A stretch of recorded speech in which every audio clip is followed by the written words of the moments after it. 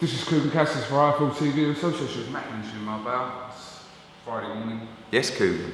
Exactly. Why are you so like, upbeat and like... I'm happy. I'm happy. I'm excited. I'm excited for next week. I thought we'd have a little catch up. Yeah. A lot going on. I know you were with AJ last night. What time did you wrap it up? Left there about 1. Did you? Yeah. Do you know what? He's like... you know he's in camp. Was you keeping him up till 1? Yeah. Honestly, I left there about 1, but he's just where he's so like chilled out. It's like, yeah. I would rather just go there, do it, come home. He's like, no, I'm going to get something to eat. Do you know what he likes? Because he's in camp, when anyone comes up, it's like I went on Wednesday, and he was like, he texted me after saying, oh, it's good to see you, mate. Because you know, it's like being in prison. They're at the Premier Inn or wherever they are, in a room like half the size of this room. Get up, train, go sleep, go. So when anyone comes, it's like freedom. Well, that was good. Did you go to Nando's with him? No, we went Prezzo. Oh yeah. But we were allowed to film in Prezzo. How much does he eat? Oh. I mean, when we went Nando's, I think he had 3 or 4 chickens, rice, wraps, same as you. avocado. Yeah, but obviously, I mean, I'm burning slightly more calories a day than him. Sure. Yeah. Right. In that car, sitting on your arse for 4 hours, it's tough work. I drive myself as well. Did you? Well done, fair play. I'll probably get a bill for the petrol, will I? No, that's all right. Thank you. That one's on me. Oh, cheers, mate. Such a gent. Right, let's start with the fight you have announced this week. CROLLA takes on Linares. What? Yeah. Let's just clear up this whole the belt situation, which is so it's for the WBC Diamond belt, which Darren Barker fought for that against Sergio Martinez. There's not many people have held it. Martinez, Mayweather. Basically, it's more simple than people try and make out. So I'll try and explain it that way. Jorge Linares, the WBC champion, had a mandatory defence against Slater Cannon. Okay, so he's a champion. Jorge Linares goes to defend the title, breaks his hand. So the WBC say, right, you're going to be frozen till you're back ready, and then you fight for your title again. In the meantime, that title effectively is going to be contested between the next 2 available: Dejan Zlatikanin, Marsili. Okay, Marsili pulls out with an injury, goes to Mamani or whatever his name was. Zlatikanin wins. That's the title. Linares comes back in as champion or champion in recess, whatever. Fights Zlatikanin. There's your champion. Because of everything that's been going on over the last couple of weeks, I really wanted to make Linares CROLLA. So we requested with the WBC that rather than Linares be made to fight the champ or the interim champ, he would come in a unification and fight CROLLA. So I guess the argument people are saying is, well, is he the champ? Is he the champ in recess? I don't know. I mean, now you've got a position where effectively you've got 2 champs. Is he a super champ? I don't really care. He's the WBC. The fight is for the WBC Diamond, the WBA, and the Ring Magazine. Everybody's calling it a unification fight. WBA, Ring Magazine, WBC. So I guess in this scenario, they have got, I don't think they want to say it's a super champ status, because I don't think they agree with that policy. But it's a bit like Ziod with Bellew. You know, when Ziod returns to the ring, we have to fight him. So I think it's case by case, but fight was made with Golden Boy, and yeah, WBC Diamond, WBA, Ring Magazine. Basically, even forgetting the belts, it's for the number 1 in the division. Can you consider it a unification with the Diamond status? I think so. I mean, Linares hasn't lost his belt. He's never been stripped. He didn't get beat. He is effectively the champion, but it's quite a messy situation with Zlatikanin. So I guess it's up to you. I see it as unification. The WBC see it as unification. The Ring Mag see it as unification. WBA. But if you don't, I didn't make it because it's unification. I made it because it's for the number 1 spot in the division, basically, to find out who the best lightweight is in the world. And you know, the Ring Mag's a funny thing, because the Ring Magazine belt is effectively a belt put together by a magazine. right? But you ask a fighter what belt they want to win, the answer is the Ring Magazine belt, because it determines who the number one is in the division, basically, across the governing bodies. Take the politics away from the WBC, WBA, there's one universal champion, and that is the Ring Magazine belt. And every fighter is desperate to win that belt. So the only person we have that has that at the moment Tyson. is Tyson Yeah. Fury. There hasn't been many. I mean, I've been involved. I can't remember if it was on the line in the Bellew Stevenson fight. I don't think it was. But Andre Ward against Carl Froch was for the Ring Mag belt. And I remember that back then, Froch was like, I just want to win that Ring Mag belt. Desperate to win it. And when I got the all clear from the Ring Mag, CROLLA and Joe Gallagher were, they were made up that belt was on the line. They couldn't believe that, because there's not many that are active at the moment. I think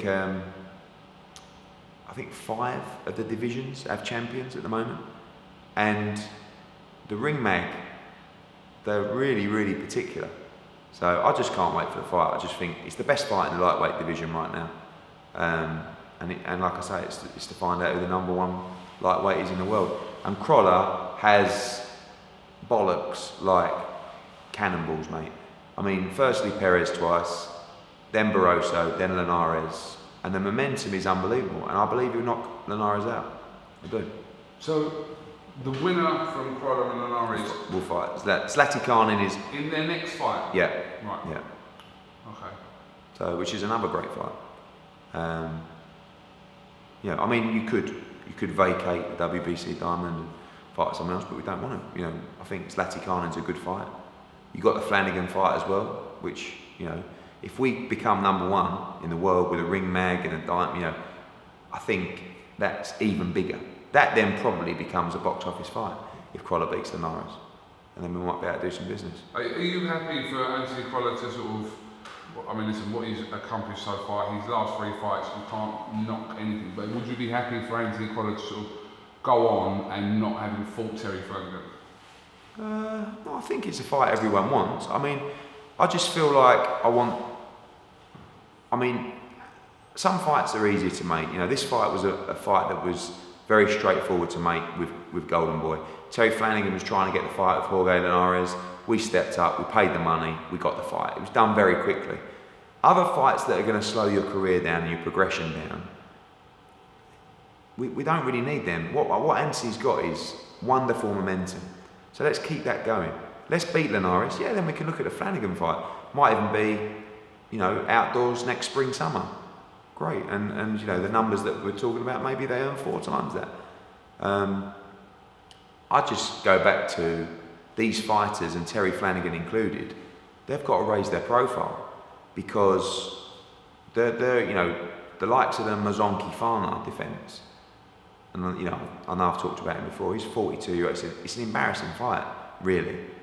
And I know Terry's embarrassed about it. He wants to be in the big fights. So I think they've got to deliver. Maybe they should go and fight Slater Cannon, and he said he'll fight him. I mean, that's a good fight for Flanagan. How big is that fight then? Yeah, but I mean, the problem is, how big is Slater Cannon in Flanagan now? It's not, you know. No, but I'm saying, I know, but this is what I'm saying. Yeah. To bring these guys over, you know, these guys, Jorge Linares is the number 1 fighter in the world at lightweight. He ain't going to come for a bag of sand. Do you know what I mean? We have to pay huge money to get these guys over. We're taking the risk, and we're doing it because I believe we can fill that arena for this fight. But we'll put our balls on the line. CROLLA will, I will, and we'll try and make it happen. But it's difficult when you've got a fighter with no profile to bring those fighters over. It's not that he doesn't want to fight them. It's just that it becomes impossible. So there's nothing to do with a reluctance if you to work with Frank Warren? Not really. I don't think it's going to be particularly smooth. You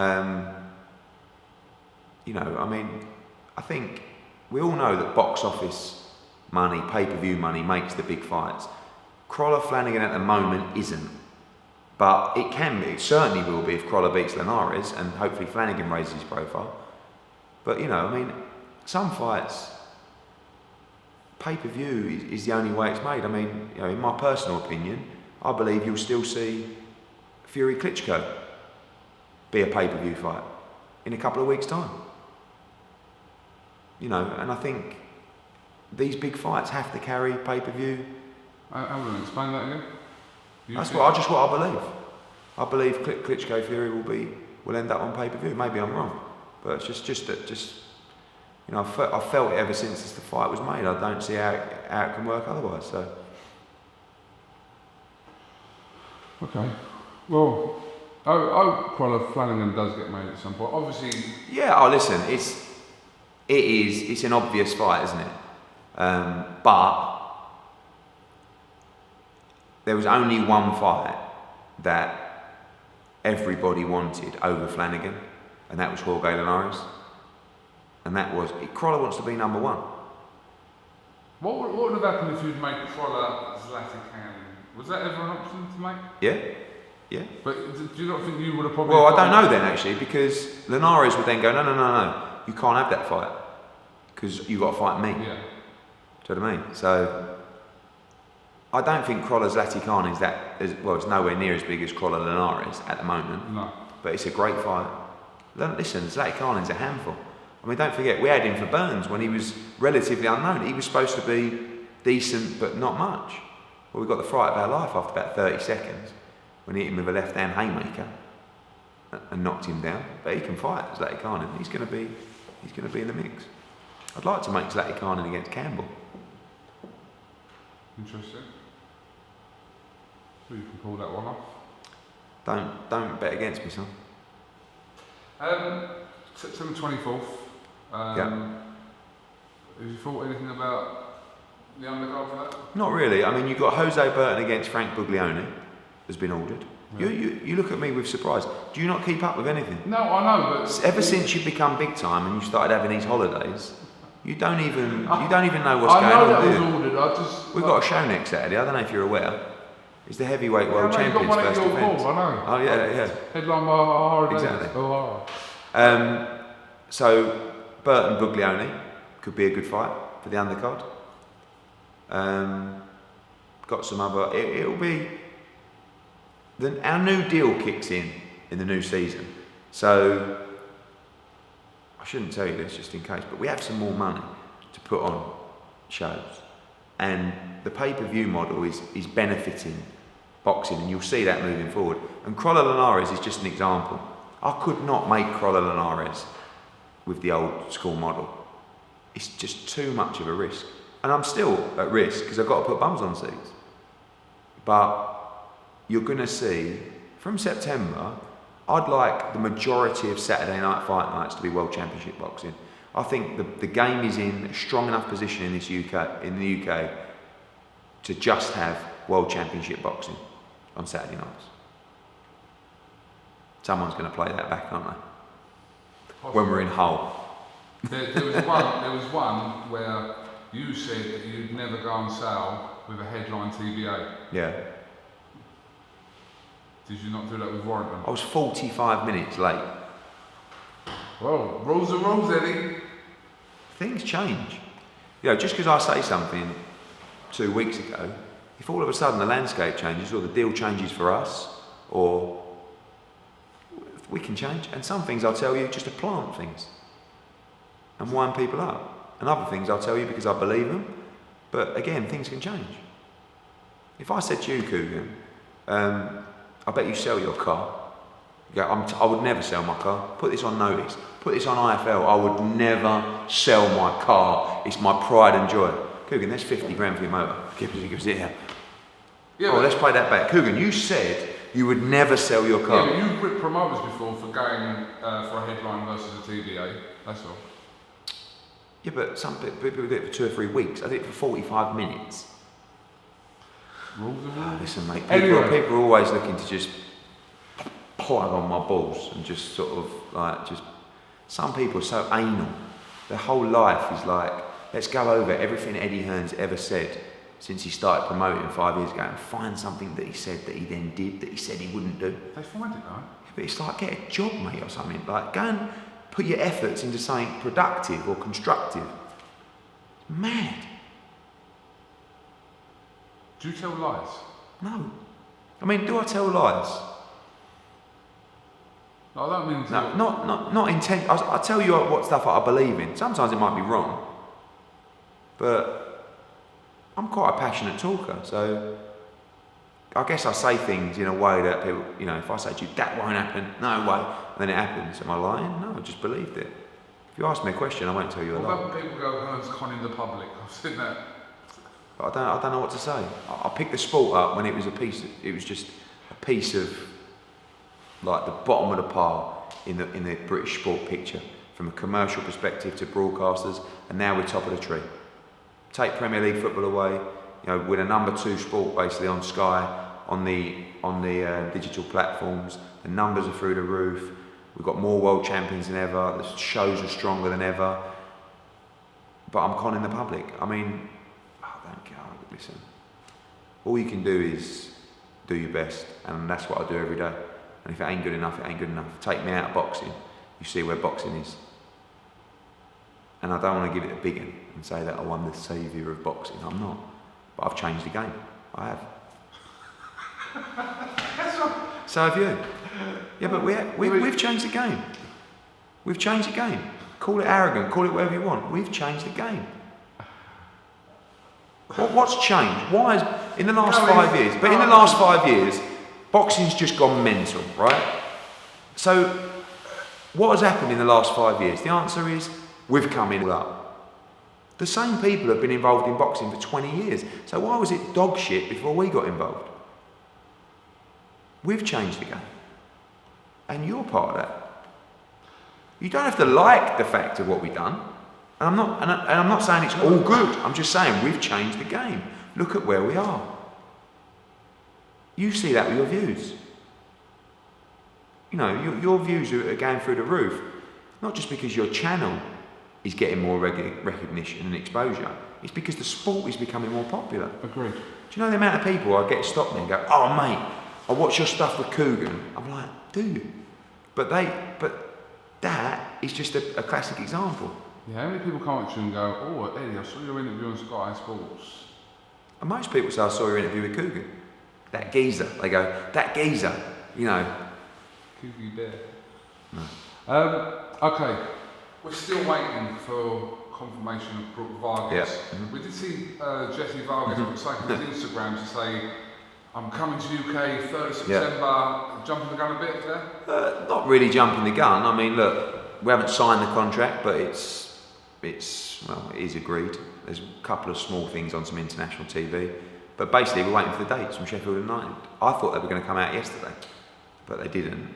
September the 3rd is definitely an option. 10th is an option. 17th might be an option. Don't think it'll be August 27th anymore. No.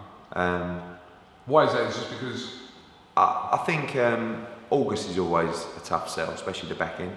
But we've got some big fights. I mean, you know, you've got Brooke Vargas, you've got EUBANK, Golovkin, which is now becoming a real possibility. Win against Doran next week, and that fight could be signed. So that will be September time as well. So we're just trying to marry everything up at the moment. So what's happened with the EUBANK Golovkin situation? Listen, EUBANK, when we signed EUBANK, he said, I want the Golovkin fight, go and get it. So that's what I've been doing. And we are in deep negotiations with Tom Loeffler. We've given him a wonderful deal.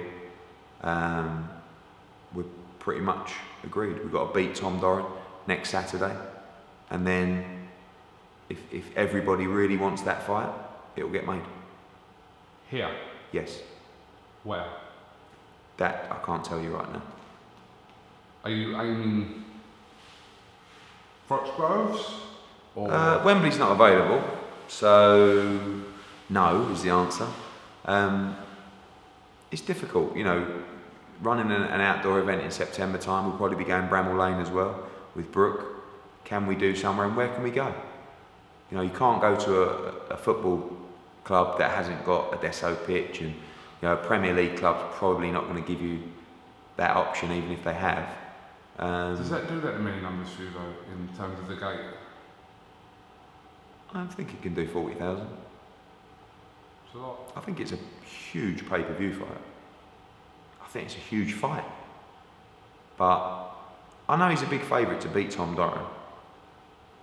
But it's not like it's an 8-rounder against Sid Snart. It's... I said, it's not. No, he was overrated, I felt.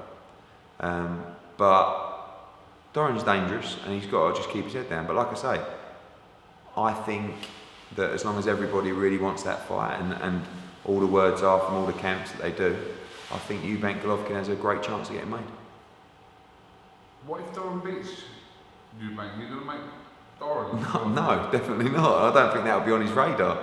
He'll go and defend the British title, but I think it's a dangerous fight. I mean, I know EUBANK's a big favourite, but Doran can whack, and he's a decent little boxer. And you know, I think if he can get through the opening 2, 3, 4 rounds, I think he'll be competitive in that fight. But all the EUBANKs are thinking about is Golovkin, and I just hope they're not forgetting the fight next Saturday. You know, if you don't deliver Golovkin, do you think that the EUBANKs will like, walk away from him? It's up to them. I don't know. I'm so easy. I mean, they're hard work. But the kid can fight, and the dad's interesting. It's a great package, and I know I can make him a lot of money.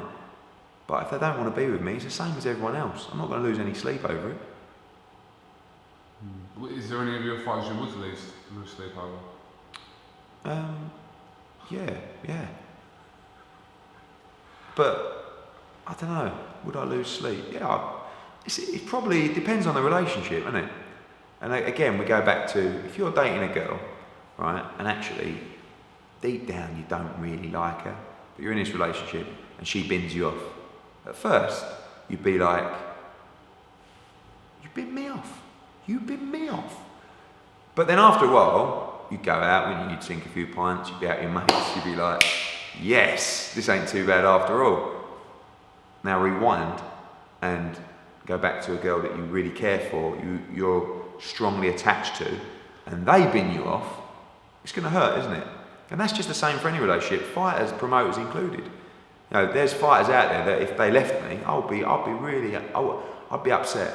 I would be really upset, because I think I've done a lot for you. I've put a lot into you. You know, I'm not just talking about money. I'm talking about time, emotion. You know, getting home at night, and rather than going indoors because I know my kids are up, sitting outside and working in my car outside my house because I know I can't get it done if I go inside.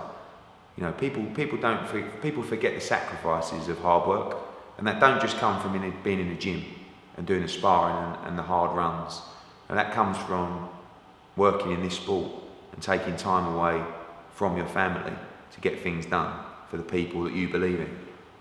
So, do you see Chris Eubank as part of the matchroom team? Yeah, I do. Definitely, 100%. And Even though the future with yourselves and them is unpredictable. It's unpredictable, but I think at the end of the day, if I deliver them what they want, I don't think they're disloyal. I just think that the commitment will come once the proof is in the pudding, I guess. They know they want to be with Matchroom, they want to be with Sky, 100%. But we have to deliver for them. And if someone else comes along and offers them, it's not really about. I never look at what's next. You know, I look at the future. How do we build a future for a fighter? You know, how do we make sure that when they finish this game, they turn around, they're financially secure, they're emotionally secure, they've had a great career, they've achieved what they set out to achieve, and that's really important to me. And I think what we're doing with the likes of, two great examples, or even three great examples, the two that really stand out, Tony Bellew and Anthony CROLLA, where I know now that whatever happens, they're secure financially and emotionally secure. When they walk away from that game, they've won a world title, they've got plenty of money, you know, and that is really important to me, because we live in excuse my French, a fucking horrible world. You know, I know this is completely off the subject, but that MP yesterday who got killed, I'm sitting there watching the news last night, and she's got 2 daughters. So I've got 2 daughters, 5 and 3 years old, mine are 6 and 3. You've got to go home and tell them that their mum's never coming home because some arsehole has decided to kill her in the street. For what? You know, so life is about protecting yourself and your family. Forget fighters leaving you, or this promoter said that, or some bloke said that on Twitter. I'm not interested in all that. You've got to look after your family. But that also gives me a responsibility of making sure that these fighters can do that. You know? Because no one's gonna help you out when it's all said and done. So you've got to make sure you can protect your family. You've got to make sure you can secure the future of your kids, maybe even their kids. Because isn't that the job of a parent? I know you're not a parent, but when you're gone and your kids are fending for themselves, you want them to be in a position where they can do it. And if they can protect the future of their kids, that's, for me, is what life's all about. And that's, the belts are important, and aspiration to succeed as a fighter is important, and goals are important, but the bottom line comes from protecting your family. I know it's a little bit deep, but you know, it really pissed me off, that thing yesterday. It's just disgusting. But you know, going back to the EUBANKs, I think there always has to be a long-term plan. I don't look at it as, I'm not looking at Anthony CROLLA. When he boxed Barroso, I wasn't looking at just beat Barroso. I'm looking Barroso, Linares, Flanagan, maybe on pay-per-view.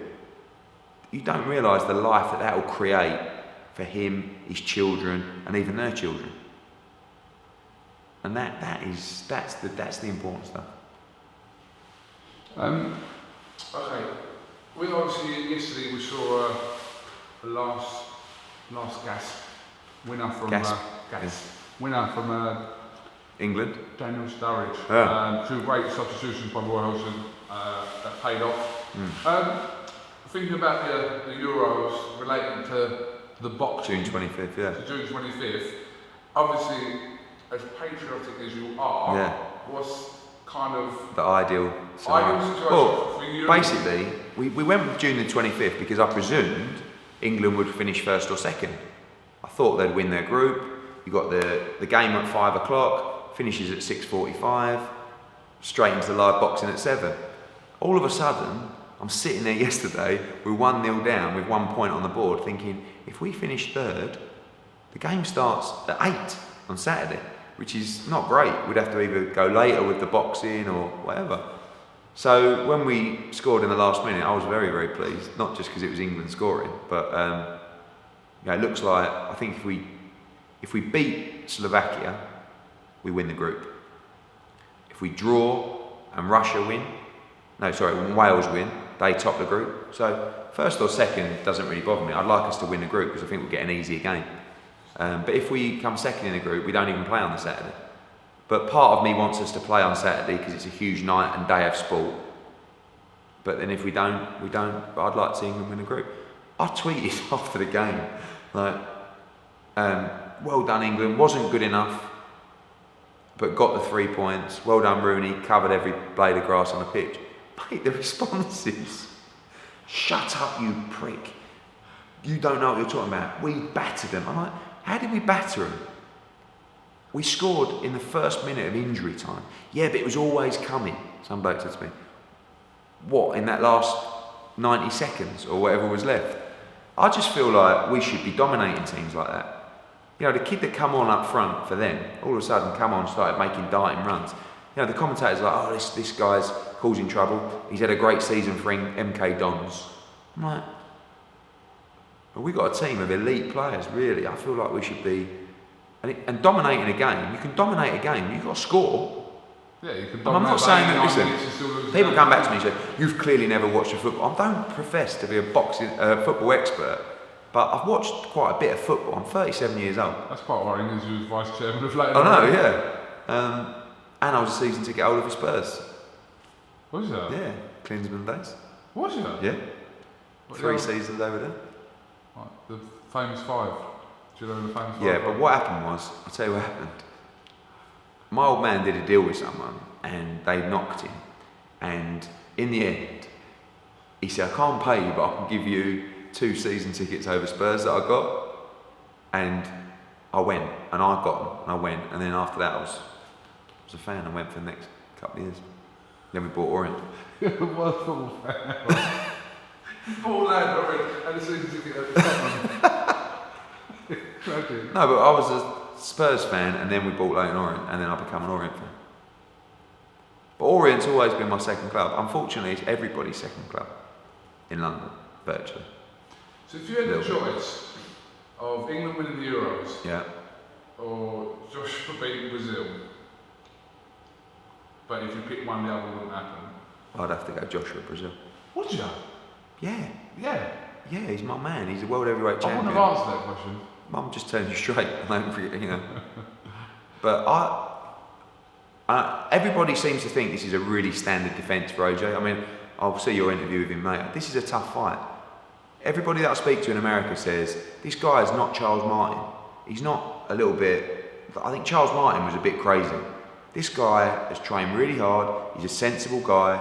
He's well schooled. And he's going to let his hands go. And when you've got two 18-stone blokes who can punch, letting their hands go, Joshua's not going to go out there and be careful and pick his shots. He's going to go out, he's going to stand in front of him, and he's going to unload and try and knock him out. And when he is, Brazil will be fine. So I'm hoping it's going to be a devastating performance by Josh. He's been under a lot of pressure. He's been pulled here, there, sponsors, media, camp.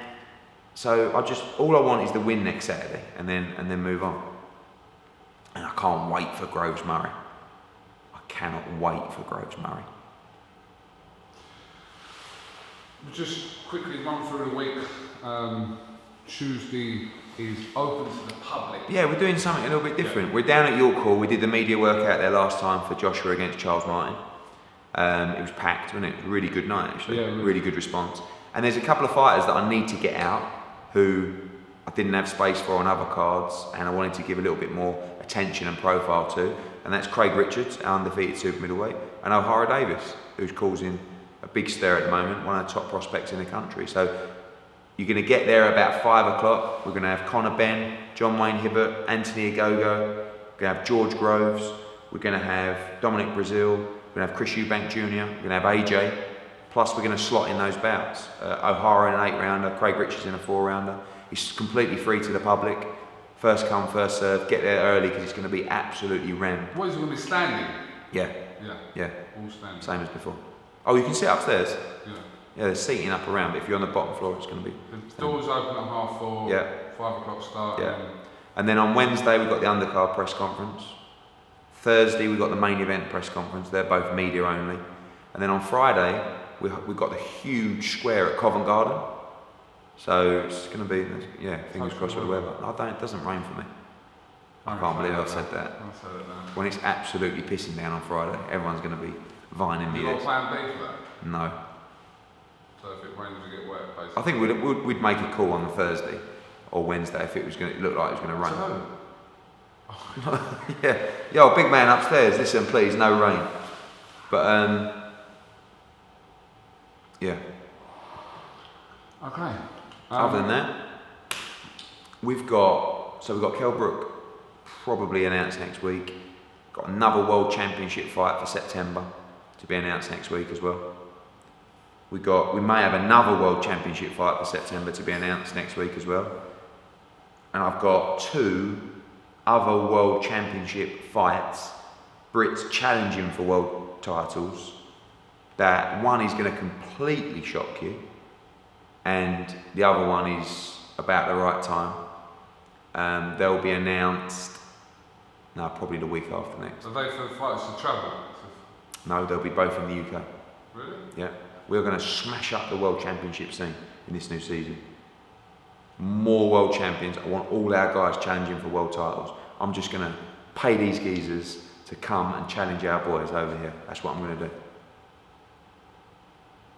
Do you know every fighter in world boxing outside of Britain is looking at how they can get paid in Britain and who against? Forget America, run out of money. Forget Japan, where they used to have loads of money. They want to come in. Forget Germany. Britain is the central hub for world boxing. Everybody wants to come here. They know they're going to get well paid. More world champions than ever. And by the end of September, certainly by the end of October, I believe we'll have another 2, maybe 3, maybe 4 new world champions. And on that note, Sheffield for for the media lunch with AJ. We're out. Thank you for your support. June the 25th at the O2 Arena. We've got Dillian White, we've got Conor Benn, we've got Anthony Gogo, we've got Kell Yafai, we've got John Wayne Hibbert. Cinderella Story fighting for the WBC silver title against Andrea Scarpa. We've got Groves against Murray. I think one of the top domestic clashes of 2016. We've got EUBANK against Doran, and we've got the #1 fighter in world boxing. That's Anthony Joshua, the world heavyweight champion. 16 wins, 16 devastating knockouts, defending his crown against fellow Olympian Dominic Brazili. 17 wins, 15 big knockouts. They're two 6'6", 6'7", 17 and 18 stone men ready to trade leather at the sold out O2 Arena, live and exclusive on Sky Box Office. It's British boxing. We're taking over. We're smashing the granny out of everyone else. Don't miss it. Enjoy the sport. Enjoy the ride. Get behind them. Let's do this, baby. This is why you're the biggest prick in boxing.